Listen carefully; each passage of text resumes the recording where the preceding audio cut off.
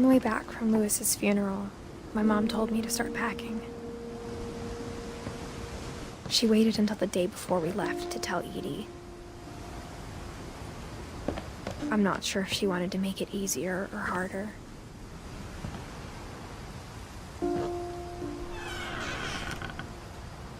I wish we'd stayed.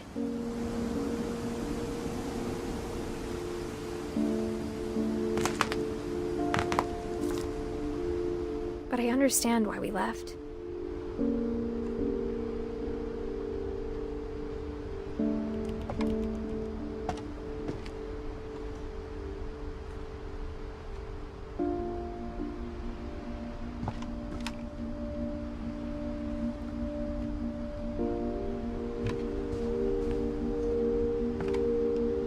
My mom ended up leaving everything behind.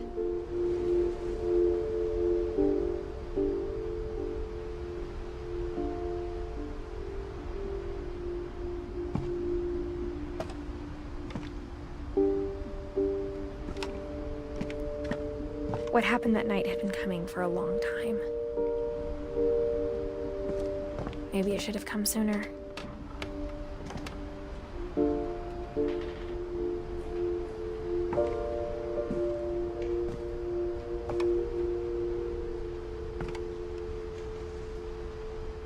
But it had to end one way or another. All that's left now is to tell you about that last night.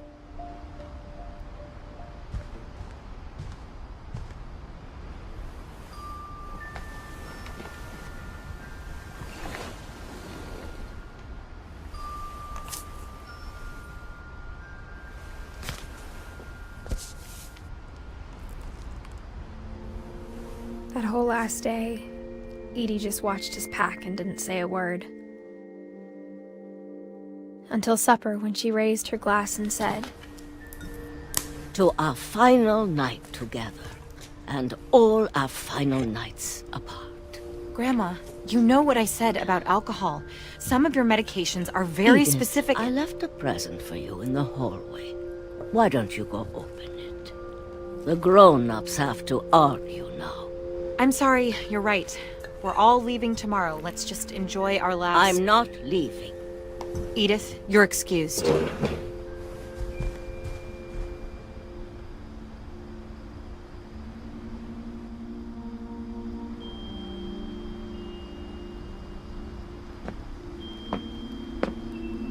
the power had been shut off that morning, but Edie always had plenty of candles. When my mom sealed the library, I don't think she knew about the other entrance, or that Edie had a key to it.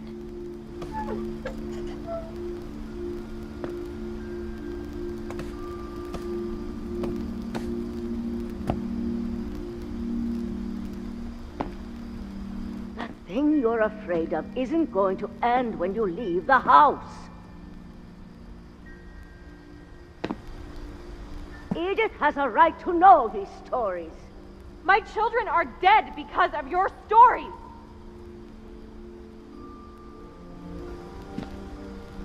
I think it's best if Edith and I leave tonight.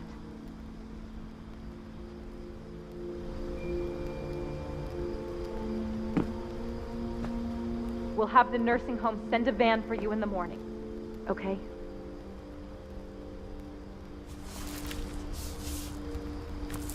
Dear Edith, there's so many stories I wish I could tell you, but there's only time for one.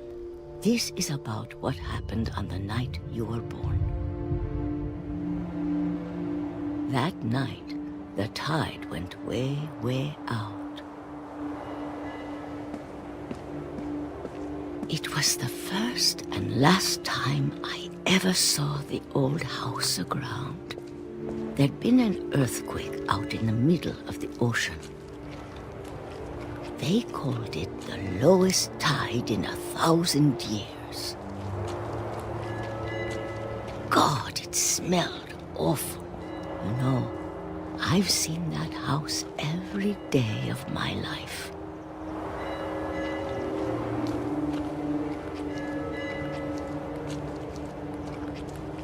But I never thought I'd go back to it. When when the fog rolled in, I lost my way.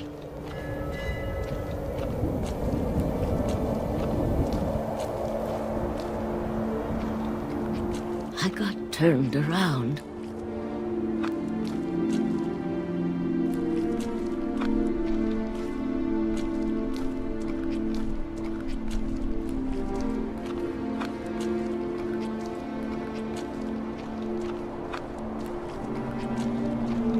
I started seeing things.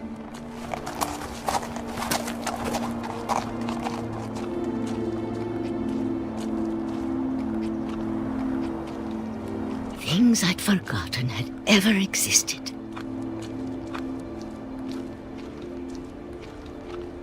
But when I saw them, they felt like old friends. That night, a lot of things came back to me.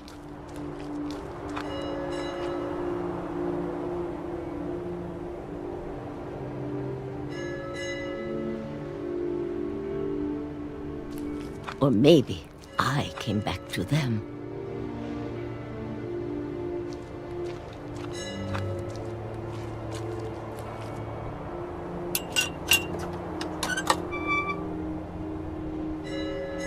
Things I can't explain, but that I need you to try and... Edith, what are you doing in here? It's mine. Edith! Mom, you're gonna rip it! Let go!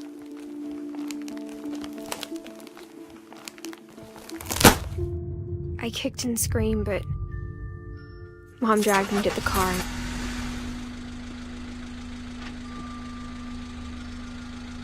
I never saw Great-Grandma Edie again. The next morning, the van came to pick her up, but she was already gone.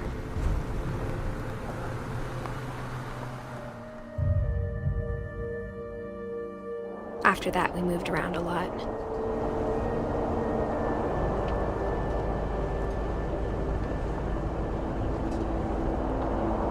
We both tried to make the best of it.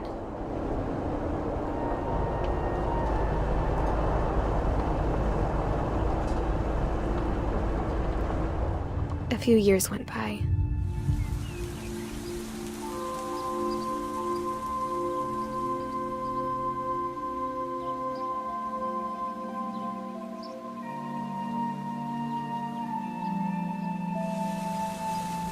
My mom didn't like to talk about it.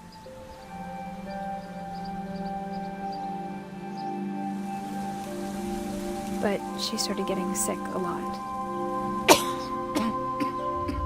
The rest happened pretty quickly.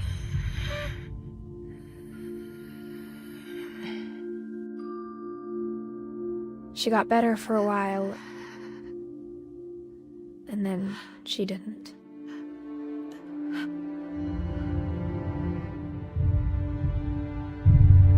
And then I was alone.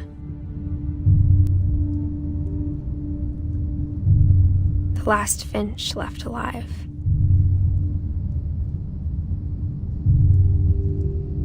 Until I found out about you. I'm still not sure what to tell you about all this. If we lived forever, maybe we'd have time to understand things. But as it is, I think the best we can do is try to open our eyes. And appreciate how strange and brief all of this is. This journal was supposed to be for you. But now I hope you'll never see it. I just want to meet you and tell you all these stories myself. But I guess if you're reading this now, things didn't work out that way.